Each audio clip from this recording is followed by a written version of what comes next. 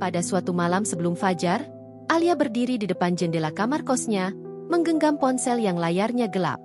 Raka belum juga membalas pesannya.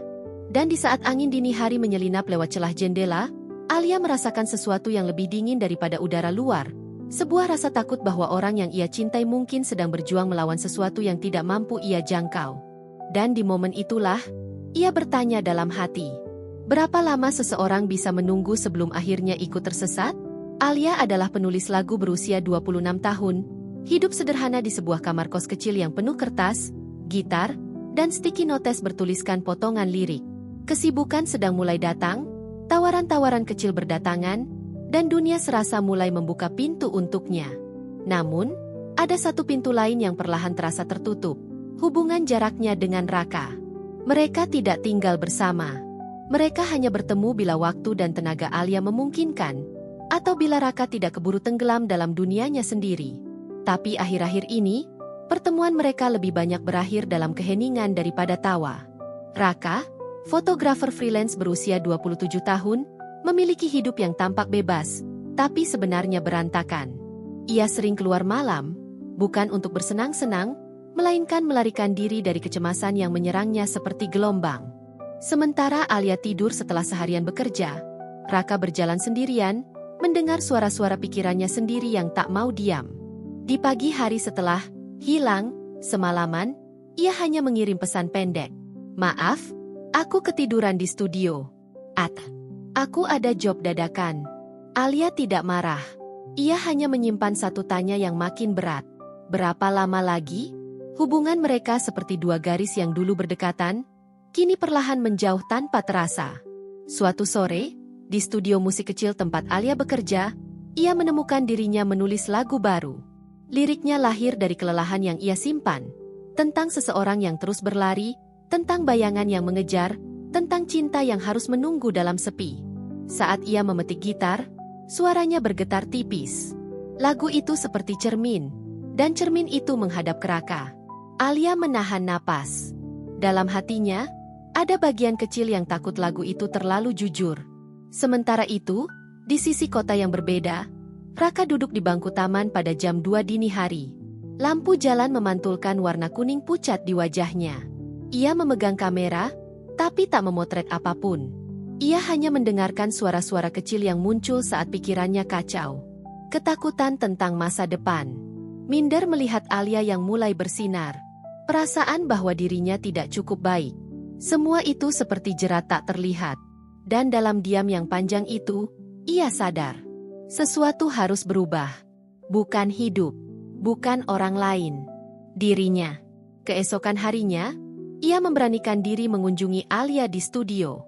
Mereka tidak sedang bertengkar, tapi jarak itu terasa jelas seperti kabut tebal. Alia menyambutnya dengan senyum kecil. Bukan dingin, tapi hati-hati. Ia bisa melihat kantung mata Raka yang menggelap, juga aroma malam yang masih menempel di jaketnya. Raka tahu ia harus mengatakan banyak hal, tapi kata-kata itu berhenti di tenggorokannya.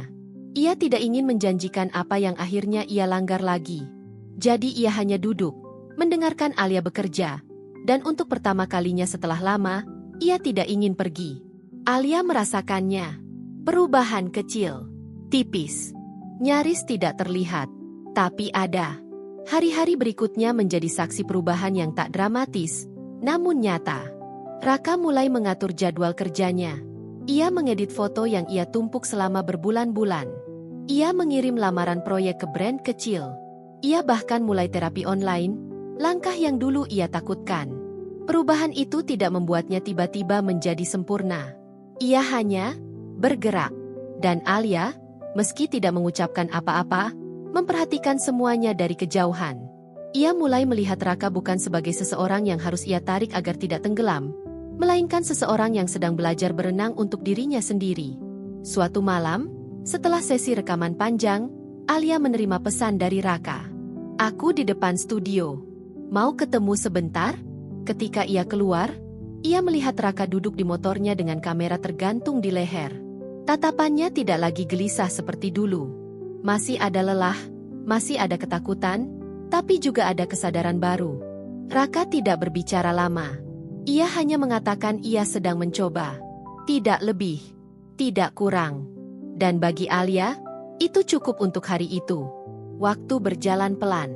Alia semakin sibuk. Lagu-lagunya mulai didengarkan lebih banyak orang. Raka mendapatkan beberapa proyek kecil. Lalu satu proyek besar yang membuatnya percaya diri untuk pertama kalinya dalam bertahun-tahun. Mereka tidak bertemu sesering dulu. Tapi setiap pertemuan membawa rasa yang lebih matang, lebih tenang. Tidak lagi ada tekanan untuk selalu kuat atau selalu bisa. Yang ada hanya dua orang muda yang sama-sama belajar menjadi lebih baik. Sampai pada suatu sore, saat matahari mulai turun, Alia duduk di balkon kosnya sambil mendengarkan demo lagu yang baru ia buat. Lagu yang terinspirasi dari perjalanan mereka. Bukan tentang perpisahan, bukan tentang janji kosong, tapi tentang keberanian untuk berubah demi diri sendiri. Sembari menatap langit jingga, ia perlahan tersenyum. Untuk pertama kalinya, ia merasa hubungan mereka tidak lagi berada di ujung. Justru sedang menemukan jalannya kembali. Karena kadang, yang kita butuhkan bukan kepastian besar, melainkan langkah-langkah kecil yang diambil dengan hati yang benar. Dan di balik perubahan itu, ada keindahan yang tumbuh pelan, seperti mawar yang mekar di ujung jalan yang tak pernah kita duga.